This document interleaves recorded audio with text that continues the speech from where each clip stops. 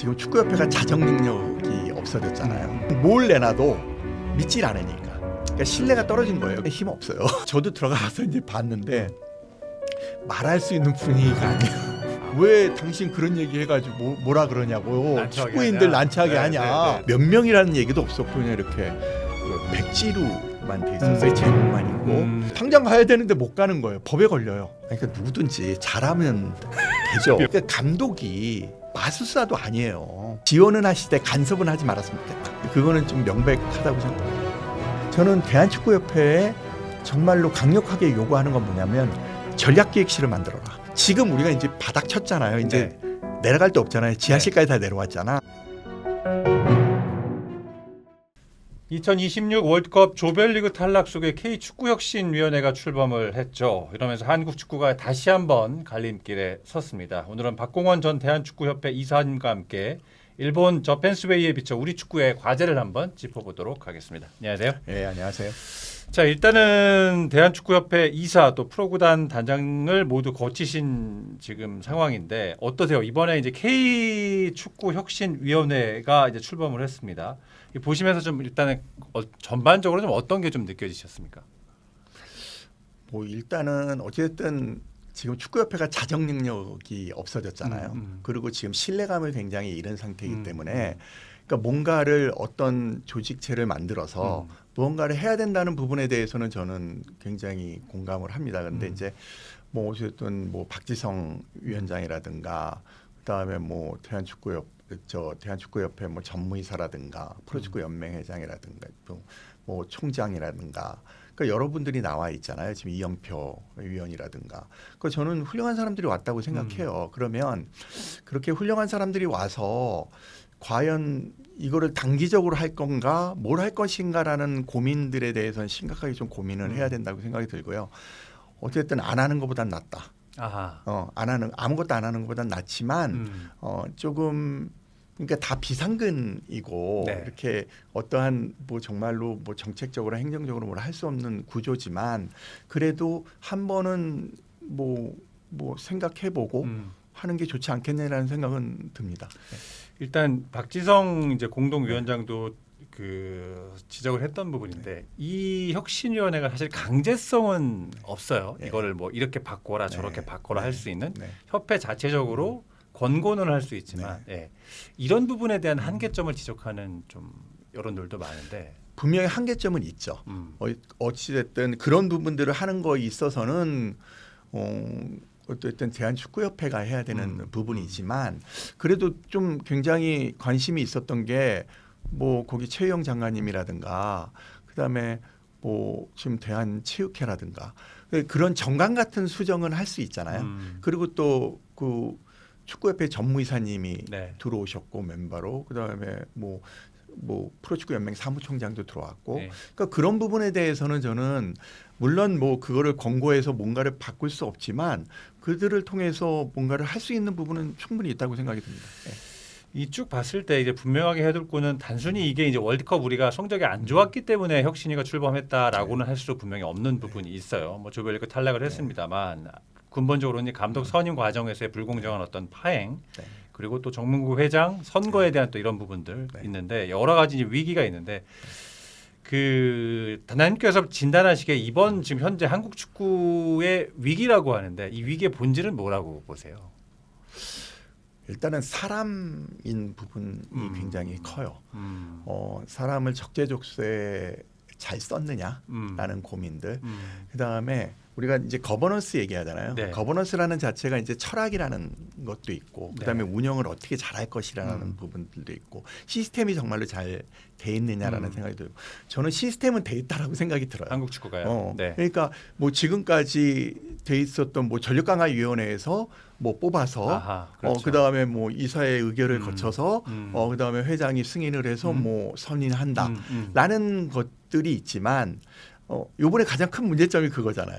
누군가도 문제지만 누군가를 뭐 홍명보 감독을 했다라는 부분에 대해서 뭐 다들 들고 일어나는 부분이 과연 정당한 절차를 거쳤느냐. 저는 거기에서 굉장히 화들이 나신 것 같아요. 그러니까 지금 우리가 이제 홍명보 감독이 돼서 결과론이니까 누가 됐든 우리가 뭐 벤투 감독이 됐든 아니면 네. 뭐 누가 됐든 그거는 모르는 거잖아요. 그런데 그거를 거치는 과정에서 과연 이게 정당했나? 라는 부분에 대해서 저는 국민들이 거기에 대한 의문점을 좀 제시하는 것 같습니다. 그렇죠. 이전에 조광래 감독 사례에서도 네. 그랬었고 그런 좀 네. 기존에 이미 갖춰져 있는 시스템이 네. 좀 무력화되는 네. 과정, 네. 그것들은 결국은 이제 사람의 문제라고 네. 생각을 네. 하시는 거죠. 네. 일단은 문체부 장관이 네. 공동위원장으로 위촉했다가 그 자리를 이제 네. 유승민 대한체육회장에게 넘겼어요. 근데 이제 이런 축구 개혁을 얘기할 때마다 항상 나오는 네. 게 이제 우리가 자칫 피파에서 그 규정하고 있는 축구 협회의 독립적인 운영을 침해하는 뭐 심할 경우 제재를 받을 수도 있다라고 하는데 어쨌든 지금의 모양새는 정부가 개입을 해서 뭔가 바꾸겠다라고 하는 지금 모양새거든요. 이 정부의 개입으로 보는 이 시각에 대해서는 어떻게 보세요? 사실 정부가 개입을 하면 안 되죠. 사실은 대한축구협회라든가 네. 대한체육회라든가 네. 그 어떤 우리가 얘기하는 뭐 축구인이 됐든 예. 뭐 이런 부분에 대해서 사실 해결을 해야 되는 부분이고 네. 그러니까 그 정부 입장에선 지원을 하지만 간섭을 하면 안 된다라는 입장이거든요. 근데 이제 이렇게 뭐 이재명 대통령님도 한마디 하셨고 네. 그리고 또 뭐 이게 국민들에 의해서 굉장히 신뢰감이 떨어졌잖아요 지금. 그러니까 지금은 뭘 내놔도 믿질 않으니까. 그러니까 신뢰가 떨어진 거예요. 그러니까 이제 정부가 개입을 한 거고. 근데 요번에 이제 그 장관님이 하셨다가 그만두고 네. 이제 대한체육회 회장이라든가 아니면 뭐 박수성 네. 하고 이렇게 공동위원장 이거는 저는 좋다고 봐요. 왜냐하면 잘못하면 그 부분이 바깥에서 피파에서 볼 때는 오해를 할 수 있는 그렇죠. 충분한 여지가 있거든요. 네. 그러니까 그 부분에 대해서는 저는 잘 내려놓고 그다음에 바깥에서 조금 안에서 이제 위원으로 활동하신다니까 맞습니다. 조금 많은 도움을 주시고 그다음에 뭐 우리가 행정적으로 처리해야 될 부분들이 되게 많거든요. 그런 부분들을 조금 옆에서 도와주시면 그러니까 저는 분명한 얘기입니다. 지원은 하시되 간섭은 하지 말았으면 좋겠다. 네, 그거는 좀 명백하다고 생각이 듭니다. 알겠습니다. 그리고 박지성 공동위원장이 이런 얘기를 했더라고요. 현행 제도로는 축구협회장 선거를 치를 수 없다. 그러니까 지금 이제 간접 선거잖아요. 네. 직접 네. 선거가 아니고 네. 이런 인식을 밝혔는데 이런 뭐 선거 제도라든지 협회 거버넌스의 부분에 있어서 구체적으로 좀 가장 어떤 부분이 가장 큰 문제라고 보세요? 그 지금은 뭐 192명이 됐잖아요. 네. 그 전에는 아마 30명밖에 안 됐을 거예요. 이게 정확한 숫자가 안 되는데, 근데 이제 그때는 더 심했죠, 사실은. 네. 그때는 뭐 될 수 있는 확률이 예. 왜냐하면 뭐 시도 뭐 그 축구협회장이라든가 네. 뭐 광역시 네. 열 몇 군데가 이렇게 돼가지고 하는 것들. 그다음에 이제 초등연맹, 중등연맹, 뭐 고등연맹, 네. 그래가지고 20몇 자석인가 하여튼 기억은 잘 안 나는데 예. 하여튼 굉장히 작은 수였는데 예.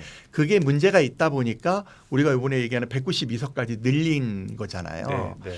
근데 이제 저는 좀 작다고 봐요.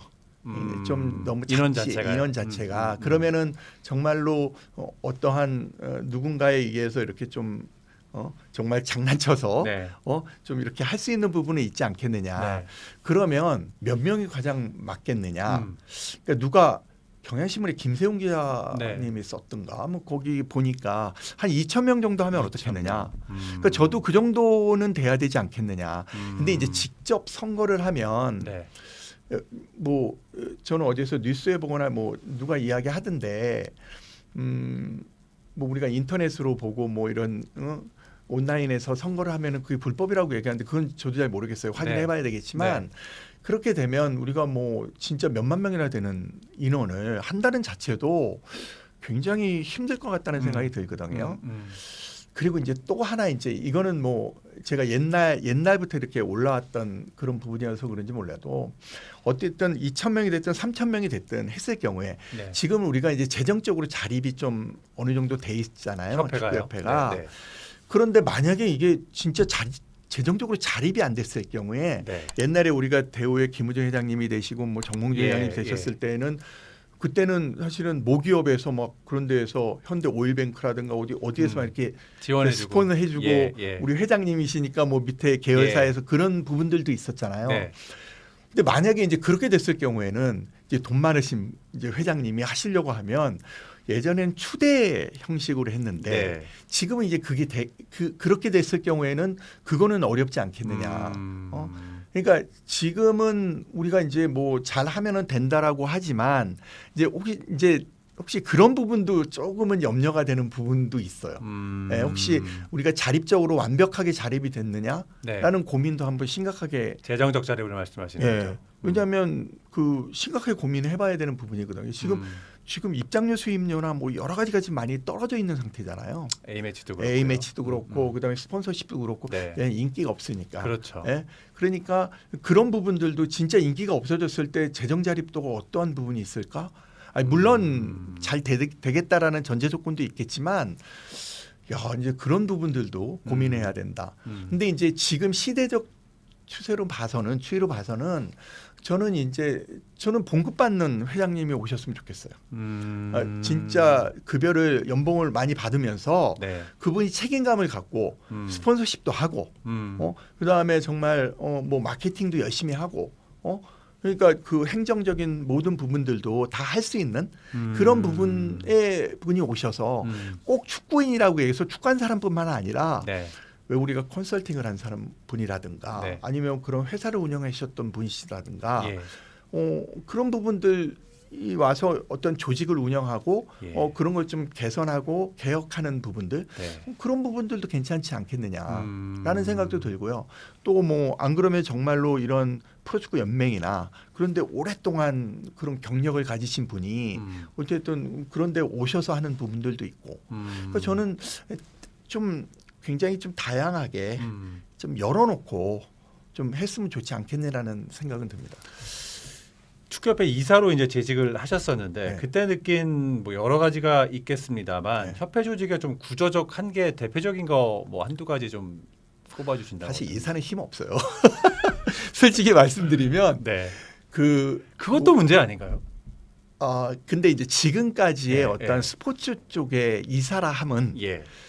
뭐 회장단을 예. 아니면 집행부를 예. 잘 해서 도와주는 어떤 역할 그런 역할이거든요. 뭐 소리를 내거나 뭐 이런 네. 부분들보다는 지금까지 형태는 그랬어요. 근데 그게 이제 좋다라고는 생각지 않는데 근데 이제 저도 들어가서 이제 봤는데 말할 수 있는 분위기가 아니에요. 그러니까 어떤 의견을 내거나 말할 수 있는 것도 있고 네. 그 다음에 이제 제가 누구라는 얘기는 못하겠지만 예. 잘 아시는 축구인 분의 한 분이셨는데 네. 그분이 아니 왜 그 말을 안 하세요? 예. 이렇게 얘기하면 예. 아니 내가 말을 하면 네. 뭐 이제 좋은 이야기든 뭐 유소년이든 뭐 어떻게 다른 예. 이야기 좋은 이야기를 막 하면 그 다음 날 전화가 온다는 거예요. 뭐라고요? 왜 당신 그런 얘기 해가지고 네. 왜 우리들 뭐라 그러냐고 난처하게 축구인들 하냐? 난처하게 하냐. 네. 그래 그 다음부터는 얘기를 못 하겠다라는 거야. 이제 그런 부분들도 있고 그래서 사실 그 대한축구협회 뭐 대한축구협회 이사들의 대부분이 지금까지 형태는 뭔가를 의견을 내고 뭔가 이렇게 뭐 제어하는 스타일이 아니라 뭔가를 이제 뭐 됐으면은 뭔가 이거 반대하거나 뭐 의견을 내가 이런 거에 아니라 될 수 있으면 이렇게 좀 집행부를 도와주자. 라는 어떤 형태의 저기가 되게 많았던 것 같아요. 그때 느낀 점은. 그러면 조금 난처한 질문이실 수도 있을 것 같은데 이제 대표적으로 최근에 이제 많이 문제가 됐던 비판받았던 사례가 이제 그 축구인들 징계받았던 선수들 사면해줬을 때 이사회가 왜 말을 못했느냐라고 했는데 그것도 연장선에서 봤을 때 비슷한 약간 분위기였다고 할 수 있겠네요. 프로축구 승부 조작 등의 사유로 징계 중인 축구인들을 대거 사면한 대한축구협회가 반대 여론에 부딪혀서 사면 결정을 사흘 만에 철회했습니다. 특히 지난 2011년 프로축구 승부 조작에 가담했다가 제명된 선수 48명도 포함돼 있어 월드컵 16강과 승부 조작 사면이 무슨 관계가 있느냐는 질타가 이어졌습니다. 승부 조작 사건으로 인해 축구인과 팬들이 받았던 그 엄청난 충격과 마음의 상처를 충분히 헤아리지 못했습니다. 근데 이제 사실은 저희들이 이제 이사회에 그런 내용들이 나오면 한 일주일 전에 공지를 해요. 근데 이제 저도 이제 뭐 예산도 있고 예산이 가장 중요하니까 이사회 통과시키는 게 그리고 이제 그리고 나서 회의를 하는데 음. 뭐 안건이 여러 가지가 있잖아요. 네. 근데 이제 그 아까 말씀하셨던 선수 네. 그 선수에 대한 사명권 뭐 이런 음. 내용이 있었는데 그게 이제 몇 명이라는 얘기도 없었고 그냥 이렇게 백지로만 돼 있었어요. 제목만 있고. 그 이제 저도 이제 느낀 거는 가가지고 한 두세 명 하나? 뭐 이런 느낌으로 사실 갔어요. 갔고 그 다음에 그때 이제 A 매치 데이 때 네. 우리가 그 전날 그 A 매치 데이 때 한 두세 시간 전에 하고 식사하고 그렇죠, 이제 경기를 그렇죠. 같이 보는데 그거는 뭐 그거를 일부러 통과시키려고 그랬던 건 아니에요.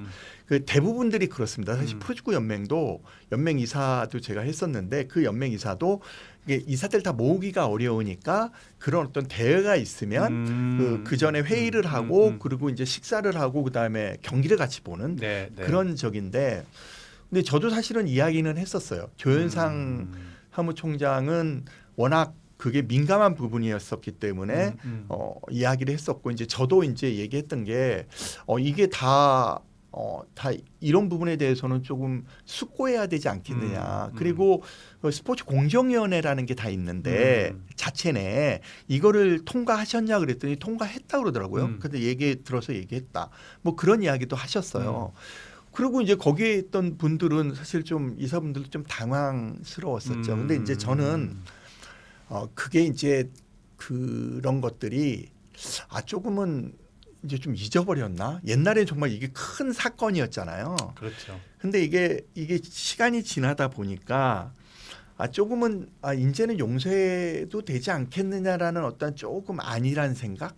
저는 좀 그런 생각도 있었던 것 같아요.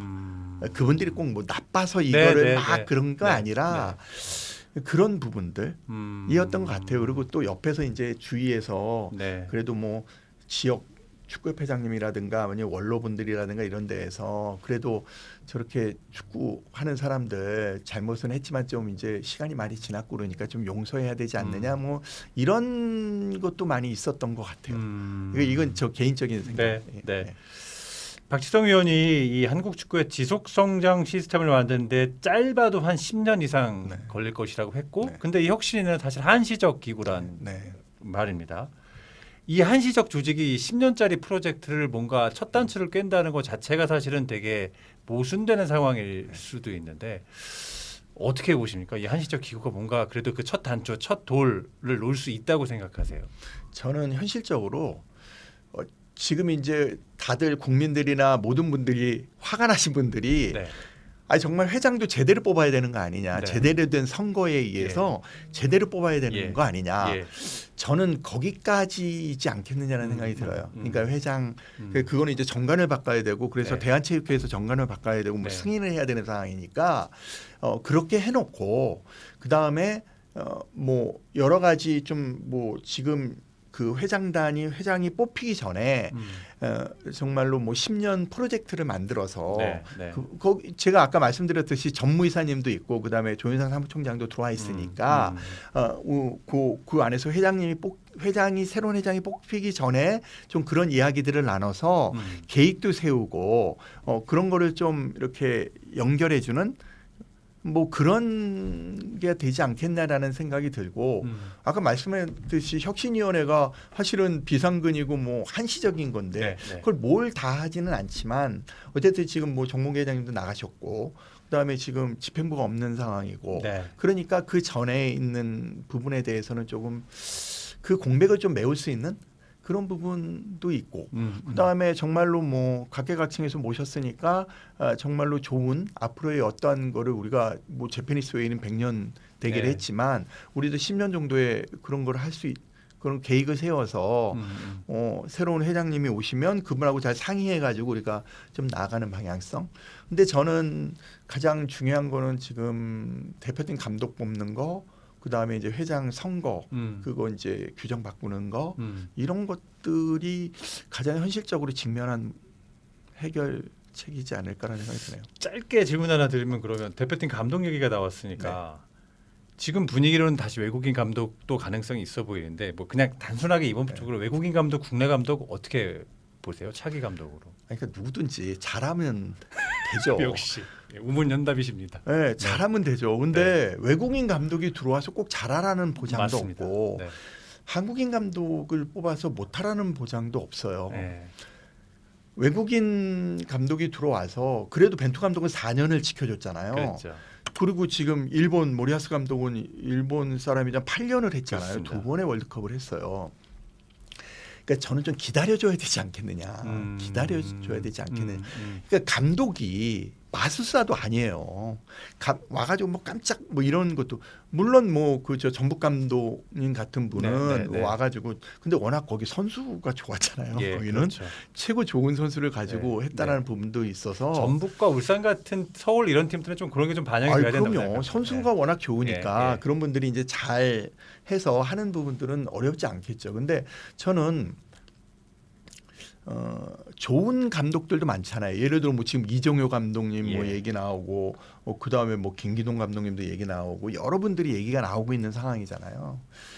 근데 이제 제가 이제 좀 걱정스러운 거는 한국 감독님을 그렇게 썼다가 또 잘못되면 또 이제 굉장히 우리가 자산인데 맞아요. 그런 분들이 그냥 하루아침에 그냥 역적이 되고 네. 하루아침에 그냥 한국에서 못 살 정도의 그런 비난을 받고 예. 그러기 때문에 정말 신중하게 잘 해야 되고 신중하게 잘 선택을 했으면 그러면 믿고 기다려줘야 되거든요. 그런 부분들은 그러니까 저는 이제 그 뭐 대표팀하고는 좀 다르지만 그래도 한 팀을 맡으면 그 한 3년 차 정도 돼야 성적이 나더라고요. 프로축구 팀도 한 3년 차 정도 돼. 왜냐하면 이제 거의 이제 1월 달이나 아니면 12월 달에 그분들이 들어오시면 그렇죠. 예전에 있던 선수들 그다음에 네. 자기가 뽑은 선수들을 믹스해가지고 그 다음 연도 그 이제 시즌을 치르거든요. 예. 그러면 이제 그러다가 이제 거기서 해서 이제 또 그 다음 연도가 되면 자기가 원하는 선수 맞아요. 내보내고 다 내보내고 3년 차 정도 되면 자기의 어떤 추구하는 축구 네. 네. 그런 철학 네. 이런 게 좀 그라운드에 표출이 되더라고요. 음. 물론 빠르면 2년 차에도 나타나지만 대부분이 한 3년 정도는 봐줘야 기다려줘야 되지 않겠나라는 고민이 있어요. 근데 지금 뭐 외국인 감독님 들어와서 잘할 수 있죠. 분명히 어떻게 하든 잘할 수 있고 그다음에 뭐 하겠지만 좀 성급하게 안 했으면 좋겠다. 정말 데이터 같은 거를 많이 모으고 그다음에 우리가 손흥민 선수, 이강인 선수 막 훌륭한 선수들 많으니까 네. 그런 선수들이 정말 잘 쓸 수 있는 그런 뭐 외국인 감독, 한국 감독 이런 저기가 되었으면 좋겠는데 너무 막 아시안컵이다 뭐 이런 거 성급하게 하지 말고 우리가 앞으로 10년, 20년을 계속 바라보고 네. 우리가 언제까지 또 월드컵에서 탄식하고 화나고 뭐 요즘 아침에 주식이 떨어지면 막 파란색 보면 막 열받는데 요즘 거기에 더해서 뭐 대표팀 막 그런 저기가 있으니까 그거는 조금 신중하게 그다음에 우리가 시스템은 가지고 있잖아요. 전력강화위원 거기에서 잘 해서 거기에서 2-3명을 추려서 어찌됐든 집행부가 결정을 하는 거예요. 전력강화위원이 결정을 하는 건 아니거든요. 왜 책임은 회장이 지고 네. 윗사람이 지는 거니까 네. 네. 그걸 잘못 뽑았다고 전력강화위원이 책임지진 않아요. 네. 그러니까 그런 거를 2-3명을 정말로 잘 뽑아서 정말 고민해서 2-3배에 올려서 정말 우리가 저는 이제 그런 과정이 잘못됐기 때문에 송명보 감독도 화난 거거든요. 저는 그 절차를 좀 무시하지 말고 지금 시스템 가진 게 있으니까 잘 그 시스템 안에서 뽑았으면 좋겠다라는 생각이 듭니다. 신중하게. 거버넌스 얘기하면서 이제 리그 시스템 얘기가 나오는데요. 그 얼마 전 이제 시민단체가 우리나라 K리그 1, 2부 29개 구단 중에 17개가 지자체 예산으로 운영되는 시도민 구단이고 여기에 투입되는 세금이 연간 한 1,500억 원 정도 된다라고 했고 이렇게 얘기를 했는데 시도민 구단에 이제 오래 계셨어요, 단장님. 일단은 이게 29개 구단 중에 거의 50%가 넘는 17개가 시도민 구단 그리고 여기 이제 세금이 들어간다는 부분들은 사실은 축구인들은 많이 알고 있는 얘기지만 또 이제 축구를 안 하시는 분들이나 축구에 관심이 없는 분들은 잘 몰랐던 얘기일 수도 있는 부분인데 어떠세요? 이러면서 이제 이런 구조도 바꿔야 된다라고 지적들을 하고 있는데 어떻게 좀 전체적으로 평가하고 싶으십니까? 저는 구단이 늘어난 거는 어쨌든 시민 구단도 시에서 필요하니까 만드는 거잖아요. 그렇죠. 시에서도 만들 때 쉽게 만드는 게 하나도 없어요. 거기 시의원들이 반대하고 거기에 뭐 여러 가지 형태를 거쳐서 만드는 예. 형태거든요. 네. 그런데 이제 우리가 지금 29개에서 17개가 시도민 구단이고 그다음에 12개가 기업 구단이고라고 표현을 하잖아요. 사실 그 말도 없는 건데 네. 이것도 우리나라만 있는 말이에요. 시도민 구단과 뭐 기업 구단의 네. 차이. 근데 저는 이제 늘린 부분에 산업화가 축구 산업화가 늘어난 부분에 대해서는 저는 축구 쪽에 일하고 있으니까 나쁘게 생각진 않아요. 그런데 그래서 저는 프로축구 연맹이 잘했다고 생각이 들어요. 네. 잘했고 그다음에 만드는데 어려움이 있었고 그런데 그래도 어떻게든 프로축구 연맹이 서포트를 해서 그래도 우리가 17개를 더 만들어 29개. 그 승강제 시스템을 만들었잖아요. 네. 처음에 우리가 승강제를 만들 때에도 그때도 난리가 났었어요. 왜 난리가 났냐냐. 예전에 지금 뭐 대전 시티즌 네. 예전에 저기였지만 자기 2부로 승강제 할 때 2부로 떨어지면 뭐 시도민 구단들 다 없앤다 그랬어요. 근데 하나도 없애질 않았잖아요. 우리가 이제 변화를 가지고 개혁을 하게 되면 그런 부분들이 많이 생기게 되고 물론 되게 이제 축구에 관심 없는 분들은 시민들 내 돈 왜 그렇게 쓰냐 화나시겠죠.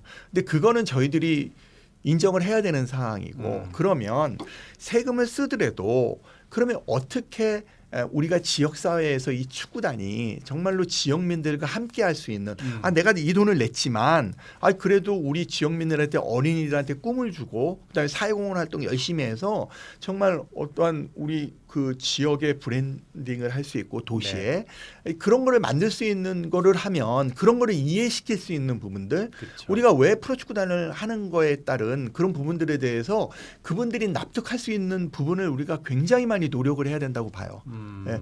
그리고 나서 저는 이제 생각했던 부분이 우리가 이제 대전 시티즌 옛날에 했었잖아요. 지금 네. 하나은행에서 하지만 저는 앞으로도 기업들이 그렇게 조금 들어와서 지분을 기업들이 51%를 갖는다든가 네, 네. 아니면 49%를 근데 이제 지역에 있는 지자체하고 저는 기업이 하나가 돼서 하나를 만들 수 있는 좋은 구성체가 돼야 되는데 네. 예, 그런 거죠. 지역에 이제 기업이 들어오려면 운동장이나 예. 뭐 여러 가지 이제 협조해야 될 부분들이 그렇죠. 되게 많아요. 그렇죠. 그런 부분들은 시에서 협조를 해주는 거예요. 그렇죠. 근데 물론 우리가 네밍라이트 하면서 뭐 예를 들어서 무슨 뭐 화성시다 그러면 화성시에서 뭐를 네. 하는 거고 그런 것처럼 그렇게 되면 우리가 연간 예산에 100억을 쓰게 되면 반만 내는 거지. 예? 그런데 이제 거기에 운동장 사용료라든가 우리가 뭐 이런 것들은 지자체가 협조할 게 많고 공동으로서 할 수 있는 부분들 지금 되게 문제점이 많잖아요. 뭐 선거만 끝나면 맨날 뭐 자리 그렇죠. 바뀌고 그다음에 네. 뭐 지역에서 난리 부리니까 경영권은 그렇게 그 기업에 주고 기업에 그리고 거기에서 이제 마케팅이라든가 그다음에 홍보라든가 선수단 운영이라든가 이런 거는 그런 기업이 할 수 네. 있도록 해주고 그러니까 100억이 들어가면 당신들이 51억 내시오. 우리가 49억 낼게. 네. 그렇게 해서 근데 내면서 여기에서는 어떠한 이제 지자체에서는 우리가 운동장이라든가 여러 가지 이제 저 연습장이라든가 클럽하우스라든가 이런 거 제공하면서 그렇게 되면 여기서 어떤 인사권을 못 가지고 가잖아요. 네? 그러니까 그러기 때문에 지금 아까 얘기하는 정치적으로 개입되는 거를 그래도 좀 막을 수 있지 않느냐. 아하. 그러면 여기에서도 기업 수단에서도 그래도 지자체에서 이렇게 도와주고 같이 하니까 처음에는 51억 49억 내라 그러다가 이제 회장님이 딱 보시고 우리 맨날 그러면 야 왜 우리가 51억만 내? 그러면 한 70억 해서 우리 내년에 우승해 보자. 뭐 이런 얘기도 나올 수도 있는 거고. 근데 저는 지금과 같은 부분에 대해서는 조금 우리가 이제 고민할 때가 됐다. 이제 앞으로 우리가 29개가 됐잖아요. 네. 그래서 이제 지금 14개 뭐 이렇게 15개 뭐 이런 식으로 1, 2부를 나누는 과정도 네, 있으니까 이제부터는 조금 만드는 거를 좀 클럽 라이센싱이나 좀 정말로 세밀하게 저거 해서 그걸 조금은 이제 좀 제약할 필요가 있지 않느냐. 좀 그래서 좀 이제 만드는데도 조금은 우리가 좀 규정이나 네. 이런 거를 좀 더 강력하게 해서 그런 부분들에 대해서는 좀 고민을 해야 되지 않겠나는 생각이 듭니다. 우리는 축구 안에 너무 정치적인 게 조금 많죠. 그게 시도민 구단이든 기업 네. 구단이든 뭐 연맹이든 그러니까 조직이든 기업 구단은 그런 게 좀 덜하죠. 네. 저도 이랜드 있어 보니까 네. 서울 이랜드 있을 때가 제일 편했어요. 아. 사실은 거기는 성적만 내고 그냥 기업만 이렇게 하면 되잖아요. 예.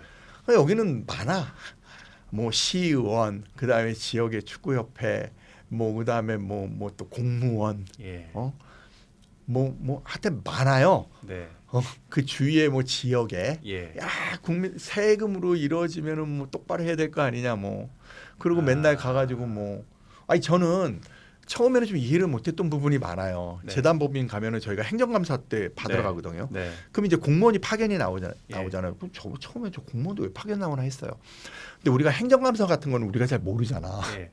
우리가 돈을 썼으면 행정감사를 받잖아요. 예. 근데 그건 공무원들이 잘해요. 그거는 도움이 많이 됩니다. 사실은 네, 네, 그 부분들.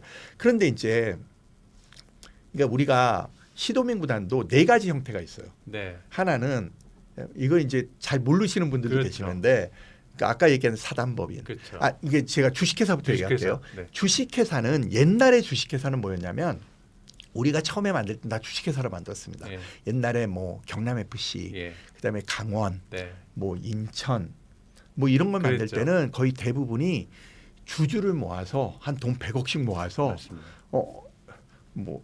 모아가지고 이제 그 돈으로 한 100억 정도 가지고 이제 썼어요. 근데 네. 이제 거의 대부분 자본 잠식이 됐죠. 휘조가리가 된 거잖아요. 뭐 아무 무용지물이 된 거죠. 그러다 보니까 아이 그런 거 하지 말자. 그건 진짜 잘못된 거 아니냐. 그래서 이제 우리가 사단법인을 만들기 시작했어요. 이제 부청 같은 경우는 좀 협동조합이라고 조금 다릅니다. 그러니까 4가지 형태가 있는데 아까 주식회사, 그다음에 사단법인, 재단법인, 협동조합 형태로 이루어지는 4가지 형태가 있어요. 근데 주식회사 같은 경우에는 아까 말씀드렸듯이 주주를 모아가지고 모아서 근데 이제 자본 잠식다 되니까 이제 그런 거 하지 말자. 이제 두 번째는 이제 사단법인도 이제 되는데 거의 이제 우리가 이제 도시민 구단을 만들면서 뭐가 있으면 K3서부터 이렇게 올라오는 구단들은 예전엔 다 재단법인을 만들어놨어요. 재단법인 우리가 K3 화성시청이라든가 아니면 뭐 천안이라든가 네, 네. 이런 데는 거의 대부분이 재단법인이에요. 근데 그 전에 K3가 재단법인 안에 있었기 때문에 그거를 바꿀 때 재단법인으로 바꿔놓습니다. 근데 재단법인은 문제가 되게 많아요. 그러니까 일하기가 되게 힘듭니다. 그게 뭐 문제가 많다 뭐 이런 거보다 일하기가 힘들어요. 우리가 말은 프로인데 모든 게 다 공무원 행정적인 그쵸. 게 있어요. 그렇기 때문에 예를 들어서 우리가 사람을 하나 좋은 사람 하나 뽑으려도 못 뽑습니다. 왜냐하면 그 공무원 규정에 의해서 뽑아야 돼. 시험을 봐요. 그러니까 그런 것들. 그 다음에 이제 뭐 재단이 한 7개, 8개 뭐 이런 재단도 있거든요. 그러니까 뭐 인재 육성 재단이라든가 거기에 뭐 여러 가지 재단들이 있습니다. 근데 이제 그 재단들을 평가를 하는 평가 항목이 공무원들 평가 항목에 뭐 도덕성 뭐 이런 게 있어요. 한 10 뭐 이렇게 많던데. 근데 사실은 프로축구단은 뭐예요? 사실은 성적 내고 관중하고 수입 많이 벌어들이는 게 사실 프로축구단이 제일 잘할 수 있는 거잖아요. 맞아요. 근데 그 항목은 없어요. 그러니까 재단 안에서 그걸 하면은 다 맨날 꼴등인 거예요.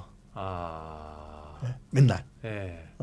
뭐 인재 육성 재단은 거기에 따라서 뭐가 있지만 그게 예. 공무원에 대한 틀이 있기 때문에 근데 그걸 또 뭐라 그럴 수도 없는 게 그걸 안 하면 또 다쳐. 여기는 재단이기 때문에. 예. 출자를 받은 재단이기 때문에. 그래서 저는 아까 얘기했어서 문체부나 이런 데에서 오셨듯이 그런 걸 좀 바꿔줘라. 일을 할 수 있게끔 해줘라. 그리고 아까 인재 얘기했잖아요. 제가 모 구단은 뭐라 그러냐면 왜 다 뽑아요. 네. 팀장까지는 이제 칙칙 올라옵니다. 그런데 사무국장을 2년제 계약직으로 만들어놨어. 그러면 팀장 했던 친구는 사무국장으로 안 가려고 그러죠. 왜? 나는 50 몇 세, 60 몇 세까지 정년퇴직 보장되는데도 거기 가면 2년제 하는데 안 가는 거예요. 아예 구조적으로 지속성이 될 수가 없는 구조네요. 아니 그러니까 네. 그러니까 문제가 있죠. 아까 뭐 이렇게 단장이 바뀌고 대표이사가 바뀌는 거는 뭐 그거는 뭐 다 아는 사실이니까. 근데 그런 것들 문제. 그다음에 뭔가를 하나 하면 예를 들어서 뭐 뭐 우리가 이제 만들어 가지고 뭐 이사회를 하나 한다 그래도 그거를 체육진흥과에 올려서 체육진흥과가 시에 올려서 시에서 다시 내려와 가지고 하세요. 그러면 그럼 하겠습니다. 그래놓고 또 다시 해가지고 이런 걸로 하겠습니다. 해가지고 그 이사회 하는데도 한 달 넘게 걸려요. 한 번 회의하려면. 어쩔 때는 뭐 2, 3주씩 이렇게 걸려요. 그러니까 하나 예를 들어서 제가 네. 프로 축구단이 선수를 막 뽑아야 되잖아요. 어쩔 때는 막 브라질 날아가고 뽑아야 되는데 재단법인은 다른 데는 모르겠어요. 어느 한 군데는 출장을 하려면 한 달 전에 그 출장 명세서를 내야 돼요. 한 달 전에 안 내면 출장을 못 갑니다. 그럼 지금 당장 가야 되는데. 당장 가야 되는데 못 가는 거예요. 법에 걸려요. 그냥 규정이나 이런 게 네, 아니라. 규정이. 그리고 또 예를 하나 드릴게요. 하나 간단한 예. 우리가 렌트카를 막 빌리잖아요. 네. 그러니까 저는 이제 민간인으로서는 이해 못하는 부분이 렌트카를 하나 빌리게 되면 우리가 장기 렌트 3년 4년을 하게 되면 예를 들어서 하나 카니발 한다 그래. 그러면 뭐 3년 4년 하면 한 100만 원 정도 할 거를 1년 단위밖에 못 해요. 왜 못 하느냐? 그거는 이제 뭐 구단마다 다르겠지만 1년 단위밖에 못 하는 게 왜 못 하느냐? 매년 우리가 돈을 타 쓰잖아요. 예산을 책정. 또 어느 데는 어느 사람은 시의원들이 그런 지적도 해요. 야, 니네들 예산도 안 됐는데 어떻게 이렇게 3년짜리가 있어? 그러니까 그런 지적을 받기 싫어하니까 아예 1년짜리로 그냥 130만 원을 내고서라도 하는 거예요. 3년을 하면 훨씬 더 훨씬 싼 가격이 할 수 싸지잖아요. 있는. 네. 그러니까 예를 드는 거예요.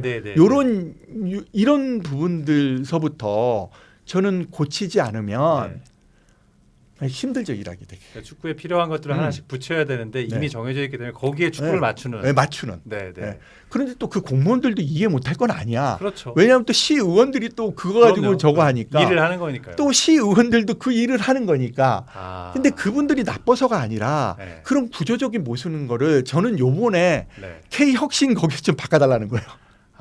제 이제 마지막 거의 질문 왔는데 만약에 단장님이 그럼 지금 혁신위원으로 참여하신다면 지금 뭐 물론 많은 설명을 해주셨지만 가장 먼저 이거는 꼭 내가 해야겠다라는 게 있다면 어떤 게 있을까요?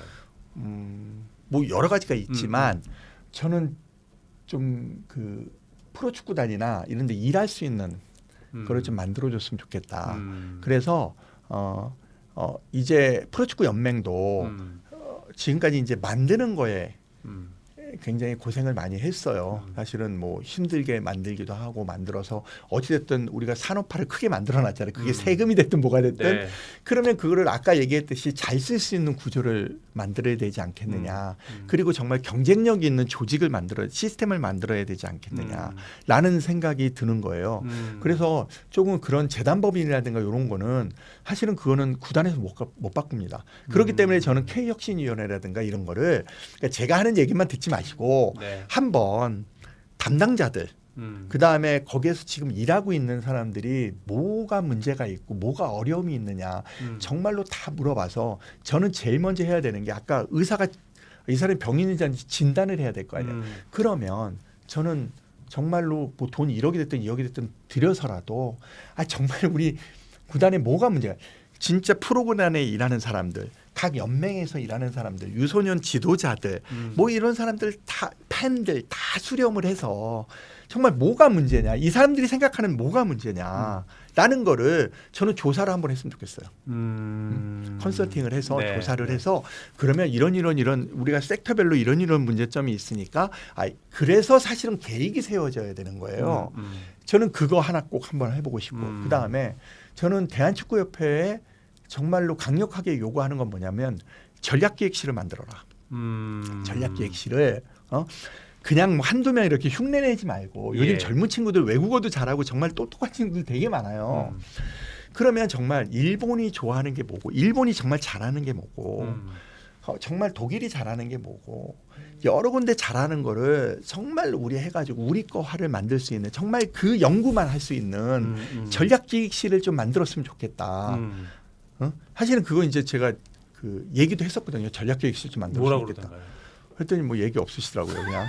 근데 어찌됐든 저는 그런 전략기획실을 그냥 만들지 말고 옛날 우리가 삼성에서 만들었듯이 정말 그래야 만들 수 있습니다. 왜냐하면 거기에 우리 맨날 무슨 뭔 혁신위원회 해봐야 우리가 사실 자기 직업도 가지고 있고 거기에 100% 그러면 거기에 정말로 한 4-5명이 됐든 한 6-7명이 됐든 정말 전략계획실을 잘 만들어서 그럼 우리가 나아갈 방향성이 뭐냐 도대체 유소년이 방향성이 뭐고 그런 거를 좀 제시해 줄 수 있는 그런 어떤 정말로 할 수 있는 전략계획실을 만들었으면 좋겠다. 그래서 거기에서 우리가 조사한 걸 가지고 그 사람들이 조금 만들어서 정말 시스템을 잘 만들어줘서 정말 우리한테 밑에까지 다 뿌려줄 수 있고 그래야 위서부터 아래까지 다 하나가 될 수 있는 그런 구조적인 게 될 수 있지 않겠느냐. 그래서 저는 꼭 그 좀 행정적인 측면에서 그런 걸 좀 바꿀 수 있는 그런 걸 좀 해줬으면 좋겠고 꼭 전략계획실 좀 만들었으면 좋겠다. 저희는 정신만 차리면 박지성이 얘기했던 위원이 얘기했던 공동위원장이 얘기했던 저는 10년 만에도 할 수 있어요 우리나라는. 그래서 사실은 그게 되게 무서운 부분이거든요. 우리가 우리가 지금 시스템 다 갖춰져 있고 사람을 잘 쓰고 그러면 정말 저는 10년 아니라 20년 안에도 우리는 만들 수 있다고 생각이 들어요. 아니 저는 그래요. 그런 능력을 가지고 있고 그런데 이제 지금 우리가 이제 바닥 쳤잖아요. 이제 내려갈 데 없잖아요. 지하실까지 다 내려왔잖아. 그럼 이제 앞으로 올라갈 일만 남았는데 그러려면 저는 지금이 가장 진짜 중요한 시기가 아닌가. 긴 시간 오늘 말씀을 나눴는데요. 정리를 해보면 결국은 사람이 중요하고 또 지속 가능성을 어떻게 유지할 수 있느냐 이런 시스템을 어떻게 만들어주냐 그리고 이걸 어떻게 잘 유지하느냐 이렇게 정리할 수 있을 것 같습니다. K축구혁신위원회가 귀담아 들어야 할 조언이 아닌가 싶습니다. 장시간 오늘 말씀 고맙습니다.